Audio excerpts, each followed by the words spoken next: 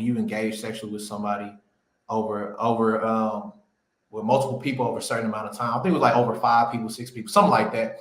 Something like how we start to develop preferences, right? And those preferences, it starts to create comparison, right? And now we're having a hard time even being like loving a person for who they are, or like loving without comparison, right? And it comes in alignment with our preferences, which that's not that wasn't what God originally designed for us to have, those preferences. So that's why the things like, like premarital sex and the P, like that's what those things can really pervert when it comes to our thinking and the way we're programmed to think about relationships. And so I think if we could see with a spiritual eye again, like what happens, like the contracts, the spiritual contracts, the soul ties, the way that the enemy desires to destroy us through sex. Like the Bible even says that when the two became one flesh, like we're binding, you're becoming one flesh with 10 people, 20 people, 30 people, fill in the blank.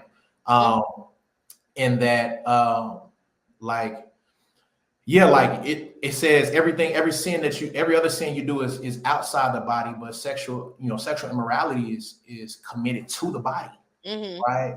And so every time that you do that, we sometimes don't see it tangibly. We may not see the effect tangibly or instantaneously in the moment, but those things start to show up when we start to get ready for mature relationships, when we start to try to even accomplish things that God has called us to do. Like I've had homies that have tremendous talent and potential, but because they can't get this sex thing in control, like I already know the core of why they can't stay focused, why they can't stay on purpose, on goal, what he's called them to do.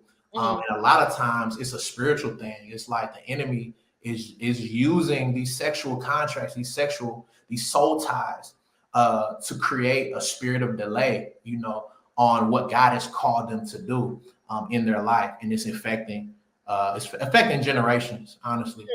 So if we saw it like that way, and in reality for what it really was, I think that would sober us up to like, I failed one time, but I'm not gonna do that again, because I realized that this is another soul tie I'll have to break. I don't know what comes with this person. Is it depression? I remember one of my homies telling me he wasn't depressed, and he didn't ever experience depression until he started sleeping with this girl.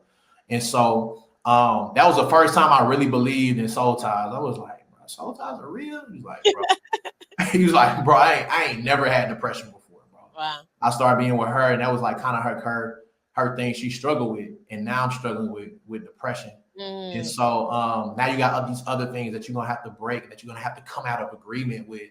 And so I think if we really saw it as that, and if you really saw like the challenges that can present, then we would be sober minded when it comes to that.